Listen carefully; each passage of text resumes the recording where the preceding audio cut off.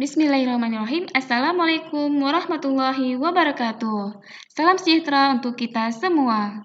Halo Bapak Ibu guru hebat, apa kabar semuanya? Semoga dalam keadaan sehat walafiat ya. Bapak Ibu guru hebat, perkenalkan nama saya Surasna Sardewi SPD, guru matematika dari SMA Negeri 1 Tualang, Kabupaten Siak, Provinsi Riau. Pada kesempatan kali ini, izinkan saya untuk melakukan pengimbasan AKM melalui channel YouTube saya, Cikgu Surasna Mita. Pengimbasan AKM ini merupakan tahap kedua setelah melaksanakan tahap pertama BIMTEK dari program kegiatan Guru Belajar Seri Asesmen Kompetensi Minimum AKM yang ditaja oleh Kementerian Pendidikan dan Kebudayaan. Bapak Ibu guru hebat, adapun tujuan dari pengimbasan AKM yang saya lakukan, yang pertama yaitu berbagi ilmu dan pengalaman dari hasil belajar saya selama mengikuti BIMTEK dari Guru Belajar Seri Asesmen Kompetensi Minimum AKM yang diselenggarakan oleh Direktorat Jenderal Guru dan Tenaga Kependidikan Kementerian Pendidikan dan Kebudayaan Republik Indonesia. Dan yang kedua, mengajak Bapak Ibu guru hebat belajar bersama, memahami bersama secara mendalam apa itu asesmen kompetensi minimum. Bapak Ibu guru hebat, pada saat mengikuti BIMTEK, kita akan melalui 3 tahap. Yang pertama, orientasi, yang kedua, BIMTEK, dan yang ketiga, pengimbasan. Pada tahap orientasi guru belajar seri AKM, kita guru sebagai peserta akan mendapatkan pemahaman terkait latar belakang, tujuan umum, kebijakan, dan alur program guru belajar seri AKM. Adapun tujuan dari dilaksanakannya BIMTEK Guru Belajar Seri AKM ini untuk menjawab berbagai persoalan guru dalam menghadapi asesmen kompetensi minimum. Di antaranya, yang pertama, berkembangnya miskonsepsi tentang asesmen nasional. Yang kedua, adanya malpraktik pembelajaran dalam melakukan persiapan menghadapi asesmen nasional. Yang ketiga, guru belum mengetahui cara membaca hasil asesmen nasional. Yang keempat, guru belum memahami bagaimana menindaklanjuti hasil asesmen nasional. Pada kegiatan BIMTEK AKM ini, kita guru sebagai peserta BIMTEK AKM akan melakukan serangkaian kegiatan pembelajaran secara mandiri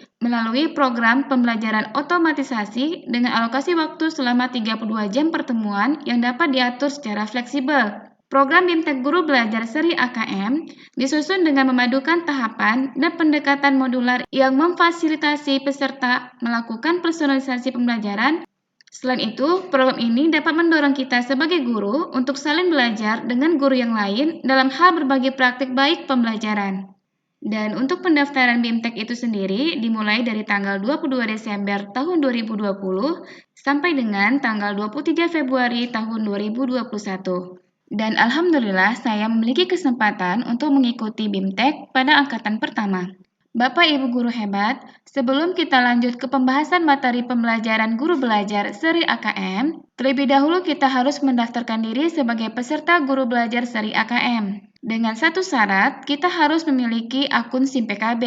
Kemudian kita melakukan registrasi atau pendaftaran melalui portal guru belajar seri AKM dengan link https://gurubelajar-akm.simpkb.id Setelah itu, kita harus klik login, kemudian kita mengisi alamat surel yang kita miliki sesuai dengan contoh di atas. Kemudian, kita isi password atau kata sandi, lalu kita klik masuk.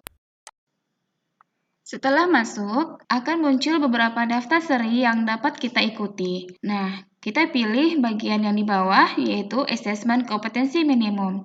Kemudian kita klik selengkapnya, lalu pilih dan klik daftar. Lalu, pilih jadwal yang sesuai. Di sini saya memilih angkatan yang pertama, yang dimulai dari tanggal 4 Januari tahun 2021 jam 12 malam sampai dengan tanggal 8 Januari tahun 2021 dengan batas akhir jam 12 malam.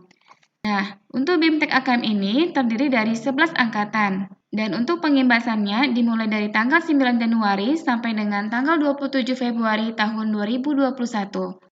Setelah kita memilih jadwal, maka otomatis akan muncul kotak informasi atau suatu pernyataan apakah kita ingin melanjutkan belajar atau tidak. Kalau iya, maka kita klik ya setuju. Maka selanjutnya kita akan diarahkan ke bagian dashboard ini, di mana kita dapat bergabung dengan grup Telegram resmi guru belajar dengan klik bergabung. Otomatis nanti kita akan diarahkan ke grup Telegram. Dengan catatan kita sudah memiliki aplikasi Telegram ini di HP kita masing-masing. Adapun manfaat dari kita bergabung di dalam grup Telegram ini, kita bisa berkomunikasi dengan admin dan juga guru-guru belajar seri AKM di seluruh Indonesia. Kemudian, setelah kita menyelesaikan kegiatan BIMTEK ini 100% dan mengisi kuesioner, maka di kemudian hari kita akan mendapatkan informasi pada tanggal berapa sertifikat kegiatan dapat kita unduh. Adapun sertifikat kegiatan BIMTEK ini dalam bentuk format PDF dan ditandatangani secara QR Code oleh Direktur GTK. Dan tentunya sertifikat AKM ini berjumlah 32 jam sehingga dapat digunakan oleh guru PNS untuk penambahan 1 poin angka kredit kenaikan pangkat yang tentunya juga akan membuat peningkatan jenjang karir jabatan fungsional guru. Nah, setelah Bapak Ibu guru hebat menyelesaikan BIMTEK 100% dan mendapatkan nilai minimal 70, maka Bapak Ibu sudah bisa melanjutkan ke tahap selanjutnya, yaitu tahap pengimbasan AKM. Nah, pada bagian pengimbasan AKM ini harus dilakukan di satuan pendidikan tempat Bapak Ibu guru mengajar. Kegiatan pengimbasan AKM ini harus didokumentasikan dalam bentuk video. Setelah selesai, maka video tersebut diupload ke channel Bapak Ibu seperti yang saya lakukan sekarang ini. Kemudian Bapak Ibu unggah tautan linknya ke bagian pengimbasan AKM. Jadi nanti Bapak Ibu login lagi ya di akun si PKB-nya, kemudian mengarah ke sini, maka tinggal Bapak Ibu masukkan tautan linknya. Kemudian beberapa hari kemudian nanti akan ada informasi bahwa piagam penghargaan MGMP-nya sudah bisa diunduh dan dapat digunakan. Baik Bapak Ibu guru hebat, untuk tata cara pendaftaran guru belajarnya sudah sangat jelas ya. Sekarang kita lanjut ke pembahasan materi seri AKM. Yang pertama, orientasi guru belajar seri asesmen kompetensi minimum. Adapun latar belakang dari munculnya kebijakan asesmen nasional ini dikarenakan hasil PISA membuktikan kemampuan belajar siswa pada pendidikan dasar dan menengah itu kurang memadai. Pada tahun 2018, sekitar 70% siswa memiliki kompetensi literasi membaca di bawah minimum. Sama halnya dengan keterampilan matematika dan sains, 71% siswa berada di bawah kompetensi minimum untuk matematika dan 60% siswa di bawah kompetensi minimum untuk keterampilan sains. Skor PISA Indonesia stagnan dalam 10-15 tahun terakhir. Kondisi ini menyebabkan Indonesia menjadi salah satu negara yang konsisten dengan peringkat hasil PISA yang terendah. Bahkan untuk regional Asia Tenggara, nilai PISA Indonesia masih kalah dengan negara Thailand dan Malaysia. Menanggapi kondisi tersebut, reformasi asesmen diperlukan guna mendorong peningkatan kualitas pembelajaran. Pemetaan mutu pendidikan secara menyeluruh dibutuhkan. Untuk itu, pada tahun 2021 mendatang, asesmen nasional akan resmi diterapkan oleh Kementerian Pendidikan dan Kebudayaan dan ujian nasional sudah tidak lagi diberlakukan. Kebijakan ini ditetapkan berdasarkan hasil koordinasi Kementerian Pendidikan dan Kebudayaan dengan sejumlah dinas dan lembaga terkait. Dalam hal ini, asesmen nasional diterapkan untuk mengevaluasi kinerja dan mutu sistem pendidikan. Nantinya, hasil asesmen nasional tidak memiliki konsekuensi apapun pada pencapaian proses belajar siswa, namun memberikan umpan balik untuk tindak lanjut pembelajaran dan kompetensi siswa. Nah, apakah Bapak Ibu tahu apa itu PISA? PISA atau Program for International Student Assessment adalah suatu studi internasional di bidang pendidikan yang diselenggarakan oleh OECD, Organisasi Internasional Bidang Kerjasama dan Pembangunan Ekonomi. PISA bertujuan untuk mendorong negara-negara saling belajar satu sama lain mengenai sistem pendidikan, sehingga mampu membangun persekolahan yang lebih baik dan inklusif secara efektif. Salah satunya negara kita, Indonesia. Indonesia terus mewujudkan sistem pendidikan yang inklusif dan memberi kesempatan bersekolah kepada lebih banyak penduduk. PISA juga merupakan studi yang diselenggarakan setiap 3 tahun sekali, yaitu pada tahun 2000, 2003, 2006, 2009, 2012, dan seterusnya. Indonesia mulai sepenuhnya berpartisipasi sejak tahun 2001. Pada setiap siklus, terdapat satu domain major sebagai fokus studi.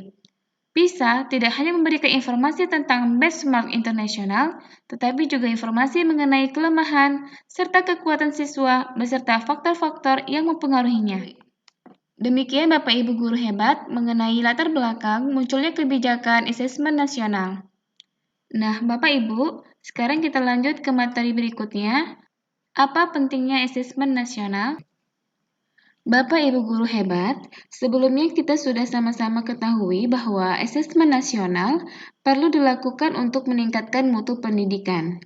Pertanyaannya, mutu pendidikan seperti apa yang diharapkan? Apakah mutu pendidikan dapat dilihat dari hasil ujian nasional saja, seperti yang selama ini terjadi? Tentu tidak ya. Peningkatan mutu sistem pendidikan tidak hanya berorientasi pada pencapaian siswa dalam menguasai materi pelajaran dan nilai ujian akhir, apapun sebutannya. Keberhasilan sistem pendidikan lebih difokuskan pada pencapaian kompetensi siswa yang meliputi pengetahuan, keterampilan, dan sikap. Terlebih pada era transformasi pendidikan abad ke-21, di mana arus perubahan menuntut siswa menguasai berbagai kecakapan hidup yang esensial untuk menghadapi berbagai tantangan abad ke-21, di mana siswa memiliki kecakapan belajar dan berinovasi, kecakapan menggunakan teknologi informasi, dan kecakapan hidup untuk bekerja dan berkontribusi pada masyarakat. Pertanyaannya, bagaimana cara mengukur kompetensi tersebut? Ya, menggunakan asesmen nasional. Asesmen nasional diberlakukan sebagai alat ukur untuk mengetahui ketercapaian kompetensi yang harus dikuasai siswa.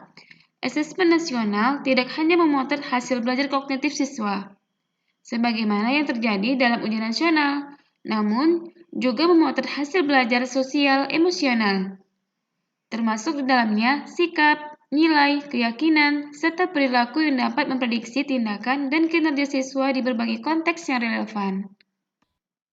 Bapak Ibu guru hebat Indonesia, selain tuntutan kecakapan abad 21, profil pelajar Pancasila juga menjadi rujukan pencapaian karakter bagi seluruh siswa di Indonesia. Bahkan, profil pelajar Pancasila ini sudah merangkum serangkaian kecakapan hidup abad 21.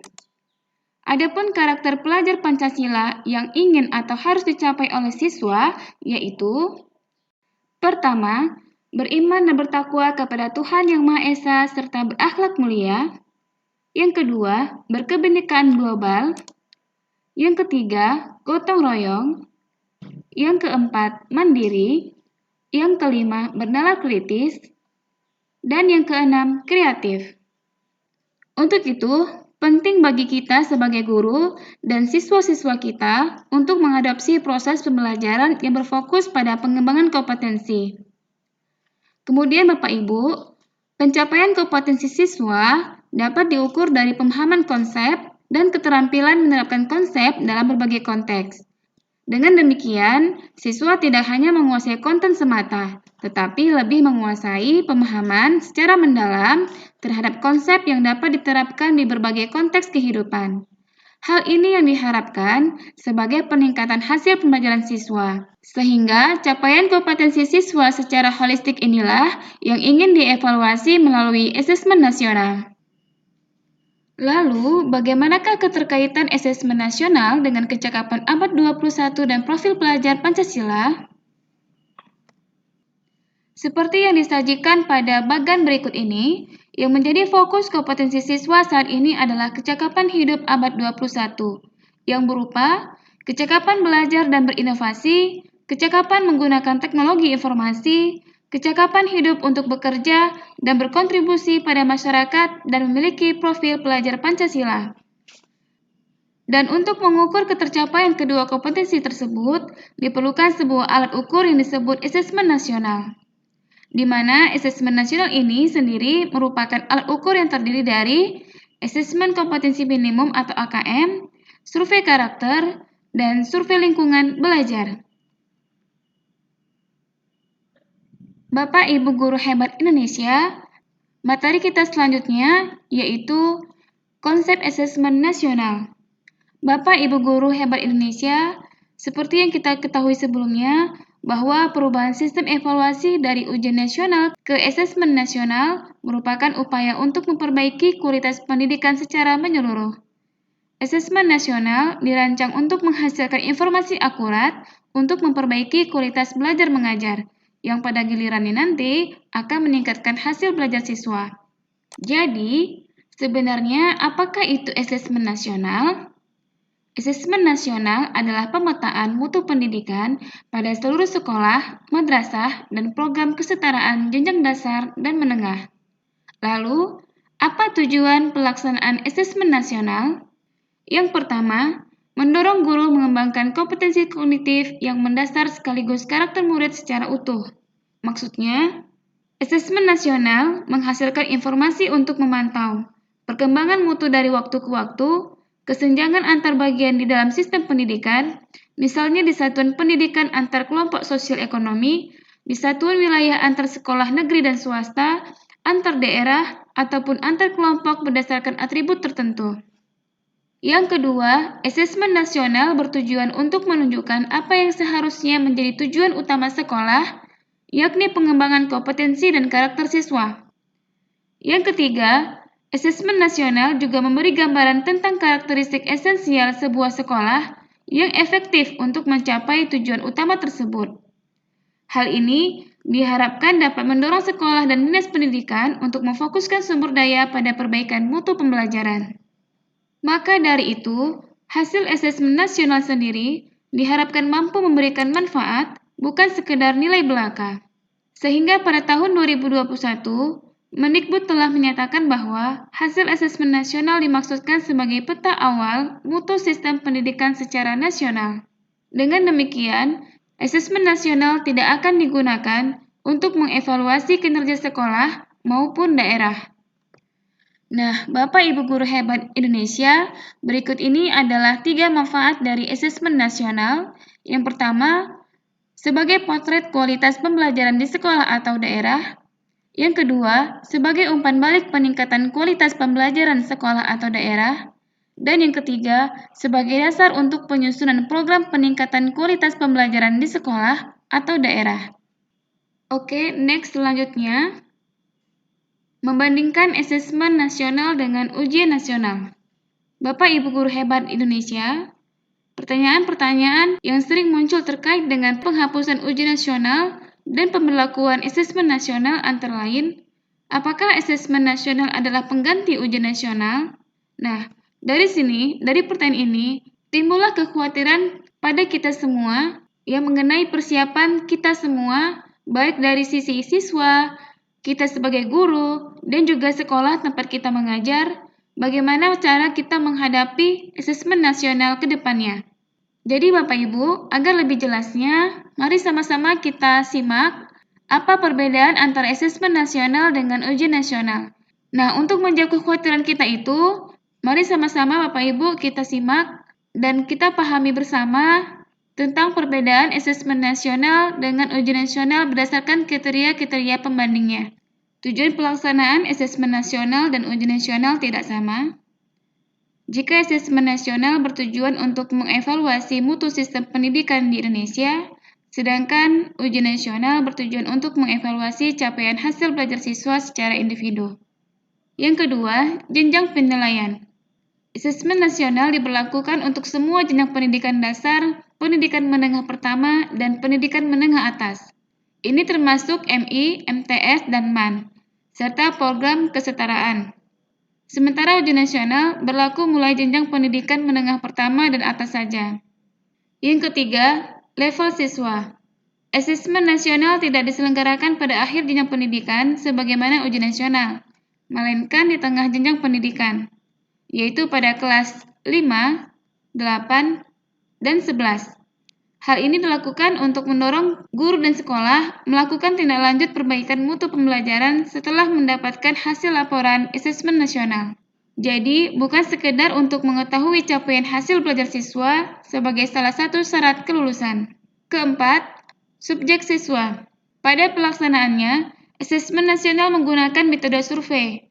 Metode survei dilakukan dengan mengambil sampel siswa diambil secara acak dari setiap sekolah. Berbanding terbalik dengan ujian nasional yang menggunakan metode sensus, di mana semua siswa di seluruh Indonesia wajib mengikutinya. Kelima, model soal.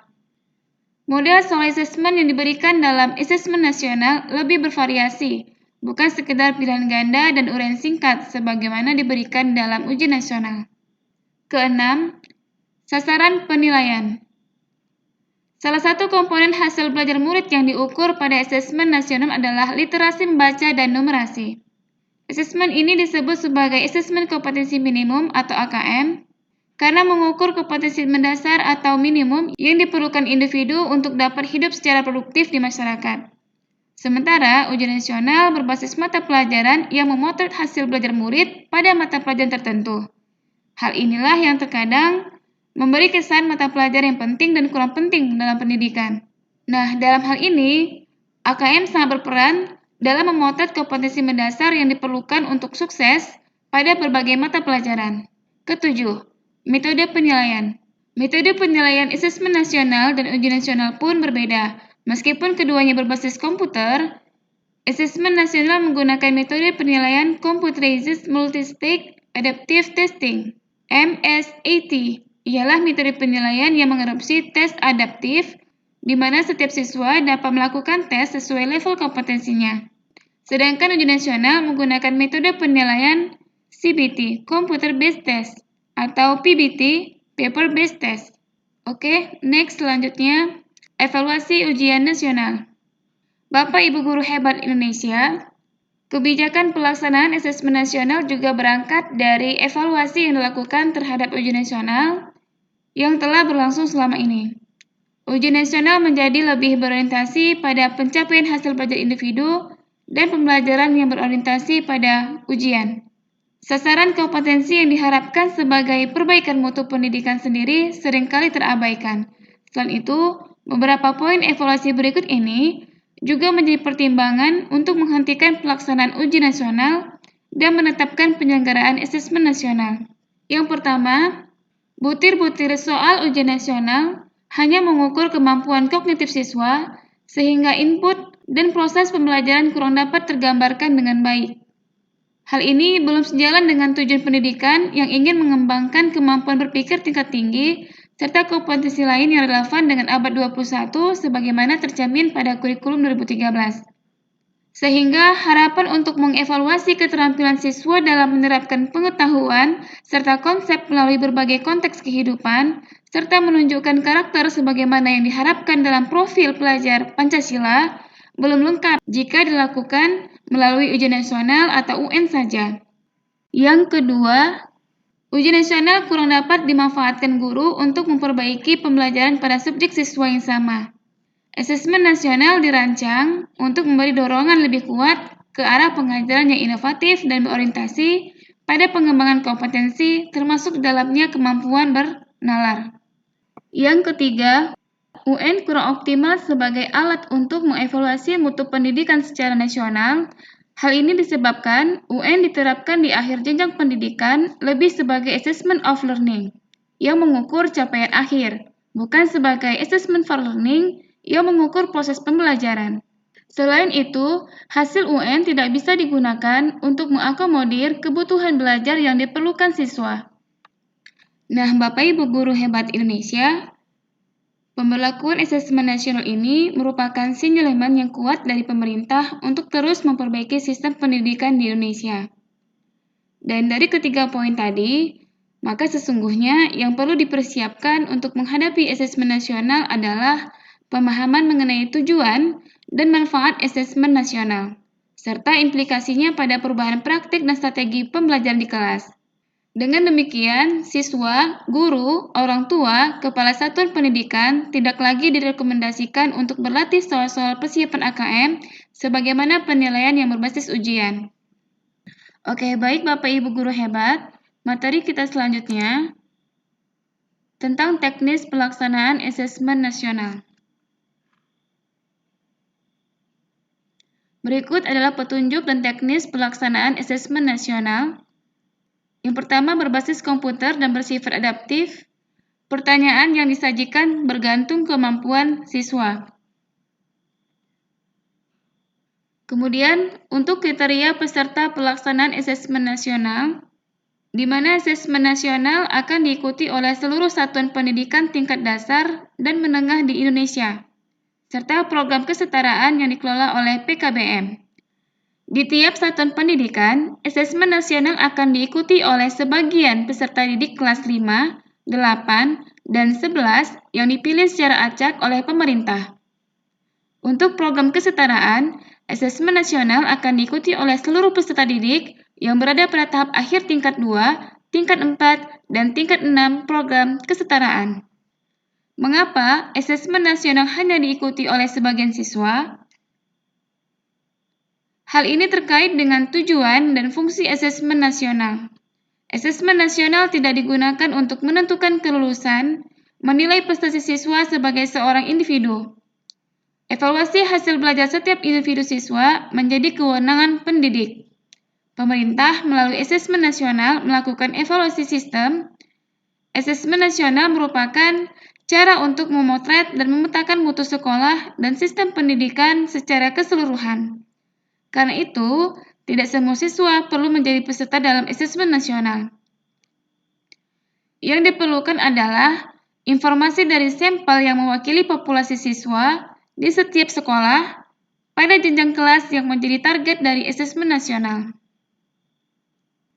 Mengapa yang menjadi sampel adalah siswa kelas 5, 8, dan 11? Hasil asesmen nasional diharapkan menjadi dasar dilakukannya perbaikan pembelajaran. Pemilihan jenjang kelas 5, 8, dan 11 dimaksudkan agar siswa yang menjadi peserta asesmen nasional dapat merasakan perbaikan pembelajaran ketika mereka masih berada di sekolah tersebut. Selain itu, asesmen nasional juga digunakan untuk memotret dampak dari proses pembelajaran di setiap satuan pendidikan. Murid kelas 5, 8, dan 11 telah mengalami proses pembelajaran di sekolahnya, sehingga sekolah dapat dikatakan telah berkontribusi pada hasil belajar yang diukur dalam asesmen nasional. Bapak Ibu guru hebat Indonesia, perlu diketahui, selain peserta didik, asesmen nasional juga akan diikuti oleh semua guru dan kepala sekolah di setiap satuan pendidikan. Informasi dari peserta didik, guru, dan kepala sekolah diharapkan akan memberikan informasi yang lengkap tentang kualitas proses dan hasil belajar di setiap satuan pendidikan.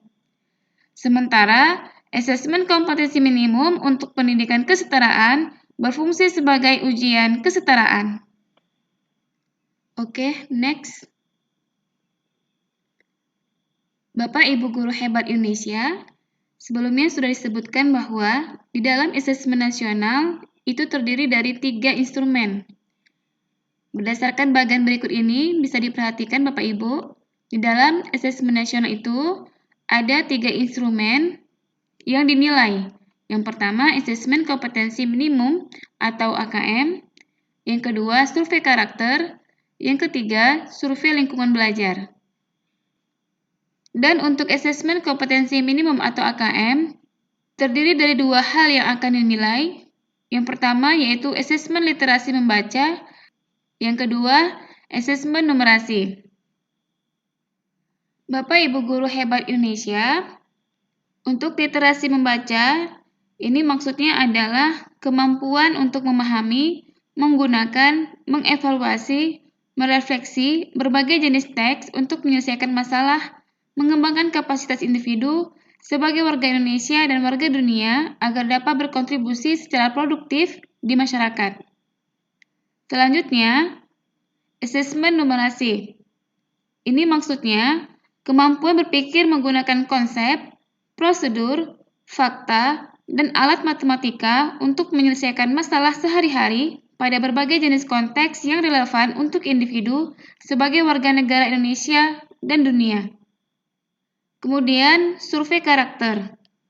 Survei karakter dikerjakan oleh siswa untuk mendapatkan informasi hasil belajar sosial emosional. Survei karakter ini akan mengukur 6 aspek profil pelajar Pancasila, yaitu beriman dan bertakwa kepada Tuhan Yang Maha Esa, serta berakhlak mulia, berkebinekaan global, bergotong royong, mandiri, bernalar kritis, dan kreatif. Dan yang terakhir yaitu survei lingkungan belajar. Survei lingkungan belajar dikerjakan oleh siswa, guru, dan kepala sekolah untuk mengukur kualitas berbagai aspek input dan proses belajar mengajar di sekolah. Survei lingkungan belajar mengumpulkan informasi tentang kualitas proses pembelajaran dan iklim yang menunjang pembelajaran. Jadi Bapak Ibu guru hebat, baik pada literasi membaca dan literasi numerasi, kompetensi yang dinilai mencakup keterampilan berpikir logis sistematis, keterampilan bernalar menggunakan konsep, serta pengetahuan yang telah dipelajari, serta keterampilan memilah serta mengolah informasi. Pada dasarnya, AKM atau Asesmen Kompetensi Minimum ini menyajikan masalah-masalah dengan beragam konteks yang diharapkan mampu diselesaikan oleh murid menggunakan kompetensi literasi membaca dan numerasi yang dimilikinya. Artinya, AKM ini dimaksudkan untuk mengukur kompetensi secara mendalam, tidak sekedar penguasaan konten saja. Oke, next. Kita lanjut ke bagian jadwal pelaksanaan asesmen nasional. Jadi di sini Bapak Ibu, dalam pelaksanaan asesmen nasional, setiap responden akan mengerjakan 2 jenis tes dan 2 buah survei, yaitu tes literasi membaca, tes numerasi, survei karakter, dan survei lingkungan belajar. Tes dan survei tersebut akan dikerjakan oleh peserta selama 2 hari dengan rincian seperti pada tabel berikut ini. Yang pertama, untuk jenjang SD atau MI dan paket A atau ULA, hari pertama tes literasi selama 75 menit dan survei karakter 20 menit. Hari kedua, tes numerasi 75 menit dan survei lingkungan belajar selama 20 menit. Kemudian, yang kedua, jenjang SMP atau MTS dan paket B atau WUSTO, serta jenjang SMA, SMK, MA, dan paket C atau ULIA. Untuk hari pertama, tes literasi selama 90 menit dan survei karakter 30 menit. Dan untuk hari kedua, tes numerasi 90 menit dan survei lingkungan belajar selama 30 menit. Oke, Bapak Ibu guru hebat, kita lanjut ke bagian level pembelajaran yang diujikan. Jadi di dalam AKM itu ada 6 level pembelajaran yang diujikan. Level pertama itu dari kelas 1 dan 2 SD. Level kedua, kelas 3 dan 4 SD. Level 3, kelas 5 dan 6 SD. Level keempat, kelas 7 dan 8 SMP. Level 5, kelas 9 SMP dan kelas 10 SMA. Level 6, kelas 11 dan 12 SMA. Untuk rincian jumlah soal-soalnya bisa Bapak Ibu cermati pada layar berikut ini. Di sini terlihat jelas untuk setiap level masing-masingnya memiliki jumlah soal yang berbeda-beda. Oke, next. Sekarang kita akan membahas tentang merumuskan butir soal asesmen nasional. Jadi untuk bentuk soalnya di sini ada 5 tipe. Yang pertama pilihan ganda, yang kedua pilihan ganda kompleks, yang ketiga menjodohkan, yang keempat isian singkat, yang kelima berupa uraian atau esai. Di mana untuk rinciannya, kalau untuk pilihan ganda, siswa hanya dapat memilih satu jawaban benar dalam satu soal. Sedangkan pilihan ganda kompleks, siswa dapat memilih lebih dari satu jawaban benar dalam satu soal. Kemudian untuk soal menjodohkan, siswa dapat menjawab dengan cara menarik garis dari satu titik ke titik lainnya yang merupakan pasangan pertanyaan dengan jawabannya. Kemudian isian singkat, siswa dapat menjawab berupa bilangan, kata untuk menyebutkan nama benda, tempat, atau jawaban pasti lainnya. Kemudian untuk jenis soal uraian, siswa menjawab soal berupa kalimat-kalimat untuk menjelaskan jawabannya. Nah, Bapak Ibu guru hebat Indonesia, selanjutnya untuk siswa kelas 5 SD akan mengerjakan 30 butir soal untuk mengukur kompetensi literasi membaca dan 30 butir untuk mengukur kompetensi numerasi. Sedangkan siswa kelas 8 SMP dan kelas 11 SMA mengerjakan 36 butir soal untuk mengukur kompetensi literasi membaca dan 36 butir soal untuk mengukur kompetensi numerasi. Kemudian Bapak Ibu, asesmen kompetensi minimum atau AKM ini dilaksanakan secara adaptif, sehingga setiap siswa akan menempuh soal yang sesuai dengan tingkat kemampuan siswa itu sendiri, di mana AKM atau asesmen kompetensi minimum mengukur kompetensi mendasar yang perlu dipelajari semua siswa tanpa membedakan peminatannya. Oleh karena itu, seluruh siswa akan mendapat soal yang mengukur kompetensi yang sama, di mana keunikan konteks beragam materi kurikulum lintas mata pelajaran dan peminatan tercermin dalam ragam stimulus soal-soal AKM. Jadi intinya begini Bapak Ibu guru hebat, AKM disusun berdasarkan indikator-indikator kompetensi yang membentuk lintasan kompetensi hasil belajar yang bersifat kontinum. Nah, untuk lebih jelasnya bagaimana contoh-contoh soal AKM dan bagaimana caranya kita sebagai guru dapat membuat soal-soal AKM, Bapak Ibu bisa mengakses pada laman https://pusmenjar.kemdikbud.go.id/AKM yang sudah disediakan oleh Pusat Asesmen dan Pembelajaran Kemdikbud. Begitu Bapak Ibu.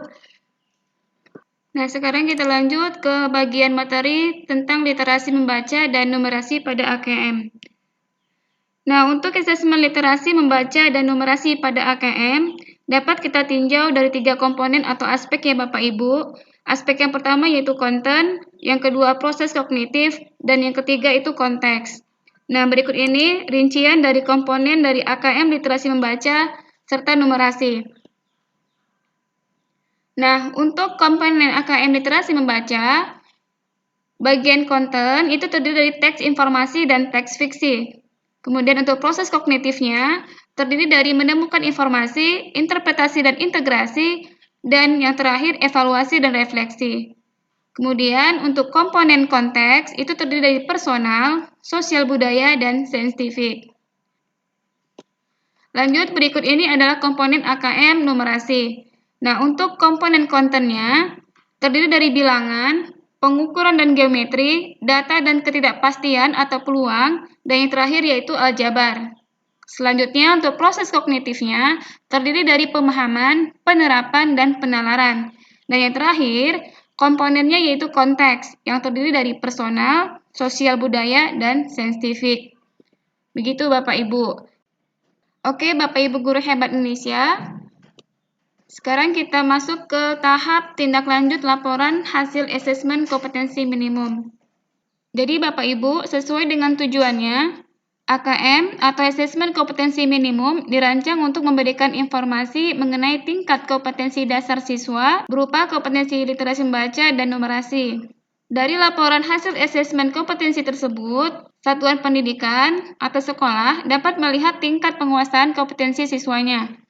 Penguasaan kompetensi literasi membaca dan numerasi siswa dapat dikategorikan dalam 4 tingkatan. Nah, untuk lebih jelasnya, mari sama-sama Bapak Ibu kita baca dan kita pahami infografik berikut ini.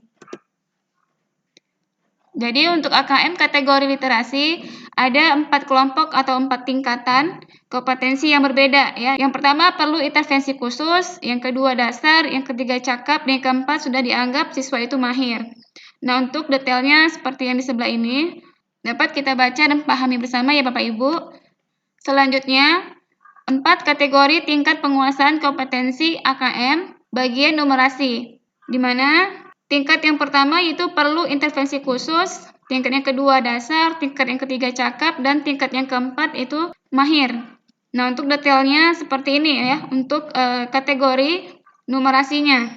Jadi Bapak Ibu guru hebat Indonesia, dapat kita simpulkan bahwa semua tingkatan dari kompetensi literasi membaca dan numerasi ini dapat dimanfaatkan oleh kita sebagai guru berbagai mata pelajaran untuk menyusun strategi pembelajaran yang efektif dan berkualitas sesuai dengan tingkat kompetensi siswa. Dengan demikian, teaching and direct level dapat diterapkan. Artinya, pembelajaran yang dirancang dengan memperhatikan tingkat capaian siswa akan memudahkan siswa menguasai konsep, keterampilan, dan konten yang diharapkan pada suatu mata pelajaran. Oke, Bapak Ibu guru hebat. Selanjutnya kita masuk kepada materi menjelaskan perbedaan pembelajaran berbasis kompetensi dengan berbasis konten. Nah, Bapak Ibu, untuk laporan hasil asesmen kompetensi minimum atau AKM ini yang menunjukkan kategori kompetensi dasar sekolah perlu ditindaklanjuti dengan perubahan strategi pembelajaran. Nah, hal ini sejalan dengan tujuan asesmen nasional, yaitu untuk mencapai kompetensi siswa dan peningkatan mutu pendidikan. Maka praktik pembelajaran pun sedikit demi sedikit perlu dirubah dari pembelajaran yang berbasis konten menuju pembelajaran yang berbasis kompetensi. Di mana kompetensi diartikan sebagai kemampuan untuk melakukan sesuatu dengan baik, misalnya mampu melakukan tugas atau pekerjaan secara efektif. Kompetensi juga mencakup pengetahuan dan keterampilan yang dibutuhkan untuk menyelesaikan soal atau bahkan keterampilan yang jauh lebih besar dan lebih beragam, misalnya memimpin organisasi. Pada pembelajaran berbasis kompetensi, siswa diharapkan mampu mendemonstrasikan pengetahuan, penguasaan konsep, dan keterampilan dalam dan sebagai proses pembelajaran. Karakteristik utama dari pembelajaran berbasis kompetensi adalah fokusnya pada tingkat penguasaan. Dalam sistem pembelajaran berbasis kompetensi, siswa melakukan pembelajaran sesuai dengan tahapan penguasaan kompetensinya hingga tuntas sebelum akhirnya mampu melanjutkan pada tahap penguasaan kompetensi berikutnya. Sebagai sebuah proses, pembelajaran berbasis kompetensi ini membutuhkan waktu hingga sedikit demi sedikit siswa menunjukkan penguasaan, konsep, dan keterampilan untuk memecahkan masalah, termasuk menunjukkan karakter yang ingin dicapai. Artinya bukan sekedar menguasai konten materi pembelajaran semata. Kemudian, kekuatan pembelajaran berbasis kompetensi terletak pada fleksibilitasnya, karena siswa dapat bergerak dengan kecepatan belajar mereka sendiri. Ini mendukung siswa dengan latar belakang pengetahuan yang beragam, tingkat literasi yang berbeda, dan bakat terkait lainnya. Tantangan pembelajaran berbasis kompetensi bagi guru, bagi kita, antara lain adalah kemampuan mengidentifikasi tahapan kompetensi dasar siswa termasuk literasi dan numerasi. Namun, laporan hasil AKM dapat membantu kita untuk memetakan tahapan kompetensi siswa. Namun, laporan hasil AKM dapat membantu kita untuk memetakan tahapan kompetensi siswa. Nah, jika kita bandingkan dengan pembelajaran berbasis konten, sangat jauh berbeda antara pembelajaran berbasis kompetensi dengan yang konten. Nah, kalau konten, nih kelihatan pembelajaran hanya berpusat pada materi pembelajaran, cuma berupa cakupan materi, kemudian menjawab serangkaian pertanyaan teks, kemudian menjawab serangkaian pertanyaan tes berdasarkan topik, kemudian pembelajaran kurang atau tidak terkait dengan konteks kehidupan nyata siswa, kemudian hanya fokus atau berorientasi pada nilai akhir saja. Nah, jadi diharapkan dengan adanya asesmen nasional ini, kita bisa melakukan perubahan pada strategi pembelajaran kita menjadi pembelajaran yang berbasis kompetensi. Oke, next. Bapak Ibu guru hebat, sekarang kita lanjut ke pembahasan materi tentang analisis kategori penguasaan kompetensi untuk tindak lanjut pembelajaran. Nah, Bapak Ibu, perlu diketahui bahwa tidak semua siswa akan mencapai level mahir dalam waktu yang bersamaan. Akan tetapi, setiap usaha dan proses yang dilakukan siswa untuk mencapai level yang lebih tinggi tentu akan menunjukkan peningkatan kinerja siswa, di mana siswa menjadi lebih fasih dan terampil. Kefasihan mengacu pada kelancaran mereka dalam melakukan pekerjaannya. Siswa menjadi lebih yakin pada kemampuannya jika siswa dapat naik ke level penguasaan yang lebih tinggi. Keterampilan mengacu pada kemampuan untuk beradaptasi dan bereaksi terhadap situasi baru untuk bergerak dengan cepat berdasarkan informasi baru. Kemudian, setiap kategori tingkat penguasaan kompetensi yang sudah kita bahas sebelumnya tentu memiliki kebutuhan dan pendekatan tersendiri. Nah, sebelum menentukan tindak lanjut yang tepat, kita sebagai guru perlu menganalisis setiap kategori kompetensi siswa kita. Selanjutnya, ini ada infografik ya, yang menyajikan contoh analisis tingkat kompetensi berdasarkan kebutuhan pendekatan struktur pembelajaran, di mana penjelasan ini diadaptasi dari penjelasan tahapan penguasaan Marx Ronsberg tahun 2012. Nah, yang pertama ini adalah kategori penguasaan kompetensi siswa yang memerlukan intervensi khusus seperti ini. Yang kedua, kategori dasar. Yang ketiga, siswa yang dapat dikatakan cakap. Dan yang keempat, siswa yang dinyatakan mahir.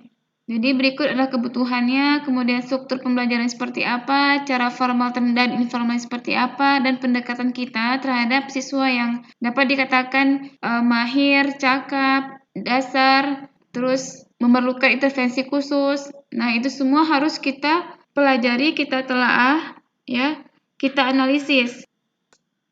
Oke, next kita masuk kepada materi merekomendasikan strategi pembelajaran berdasarkan hasil laporan asesmen kompetensi. Baik Bapak Ibu guru hebat Indonesia. Nah, di sini ada penjelasannya ya Bapak Ibu, saya bacakan. Implikasi tingkat kompetensi pada pembelajaran dapat dilihat melalui contoh mata pelajaran IPS berikut ini. Disajikan bacaan berisi materi baru mengenai kooperasi, yaitu menjelaskan definisi, fungsi, manfaat, dan beragam contoh baik.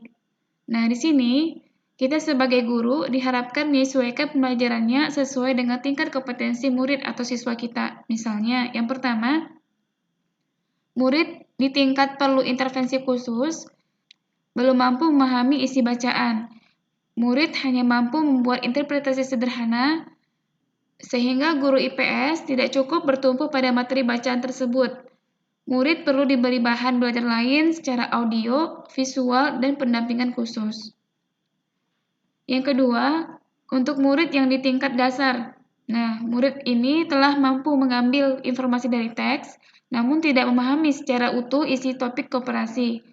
Murid dapat diberi sumber belajar pendamping dalam bentuk catatan singkat atau simpulan untuk pemahaman yang utuh. Yang ketiga, murid di tingkat cakap. Nah, dikatakan cakap karena murid ini mampu memahami dengan baik isi teks mengenai koperasi, namun belum mampu merefleksi. Sehingga murid dapat diberi pembelajaran identifikasi kondisi lingkungan murid, mengaitkan dengan fungsi dan manfaat koperasi. Dan yang terakhir, yaitu yang keempat, murid di tingkat mahir. Nah, murid dikatakan mahir jika murid sudah mampu memahami isi bacaan dan merefleksi kegunaan koperasi dari teks yang diberikan oleh guru, dan guru dapat melakukan pembelajaran berupa menyusun beragam strategi pemanfaatan koperasi. Demikian Bapak Ibu terkait tentang strategi pembelajaran berdasarkan hasil laporan asesmen kompetensi minimum.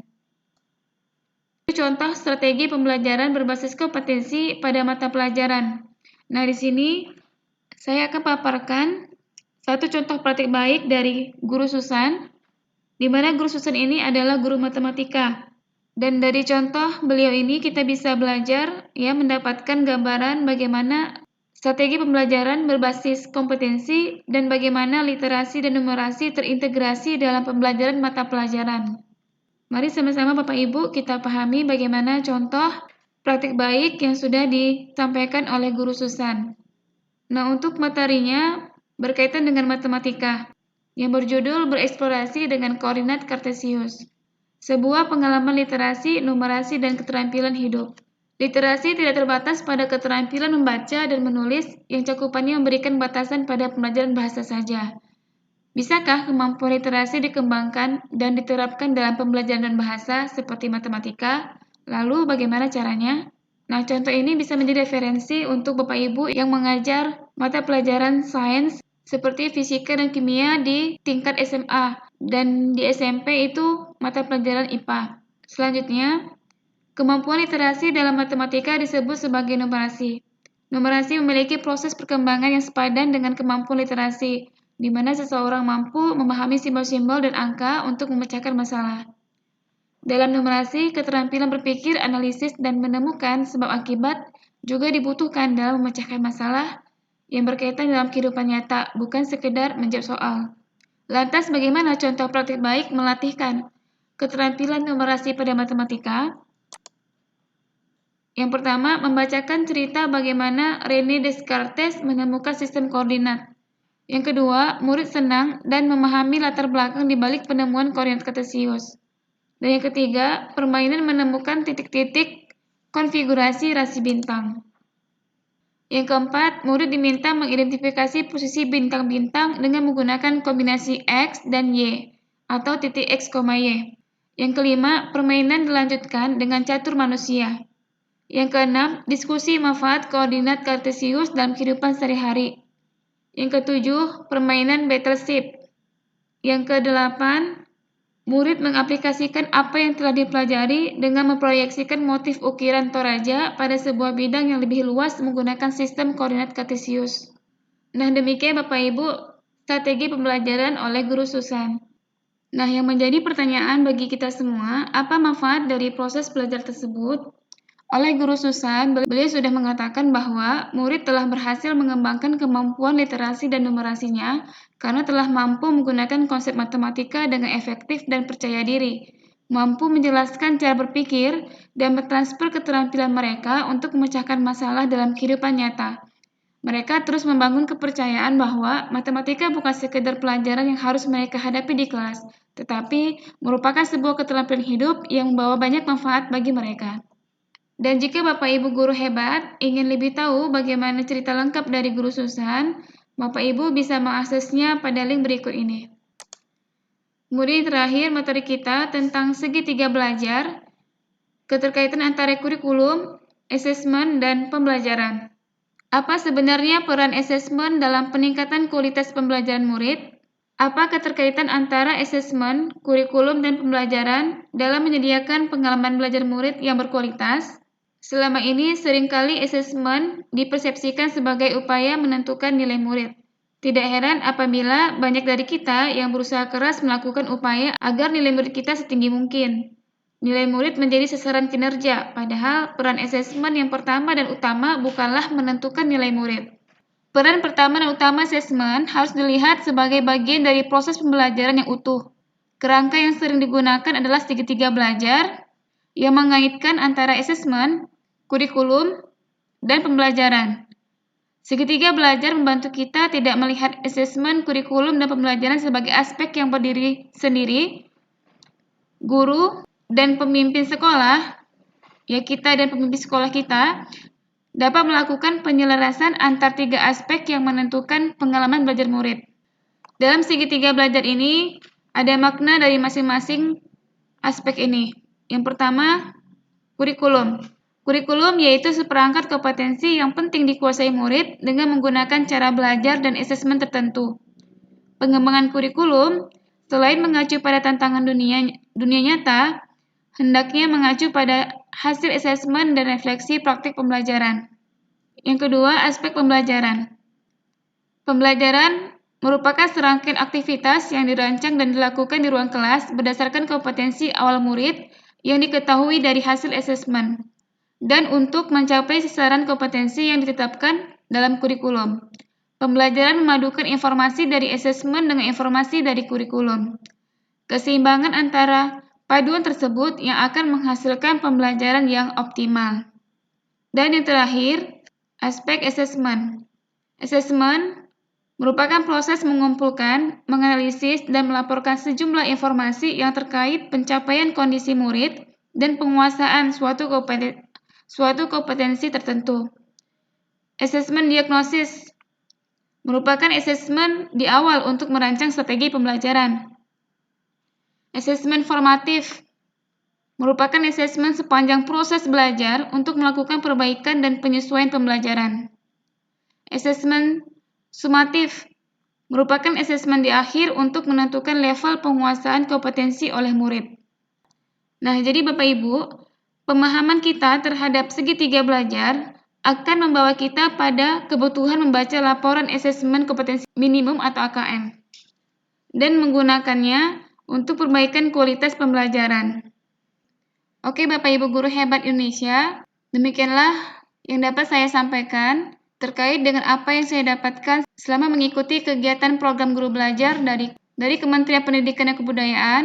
Mudah-mudahan apa yang saya paparkan di dalam video ini bermanfaat. Lebih dan kurang dari saya mohon maaf. Akhir kata, wassalamualaikum warahmatullahi wabarakatuh. Sampai jumpa di sesi berikutnya. Terima kasih.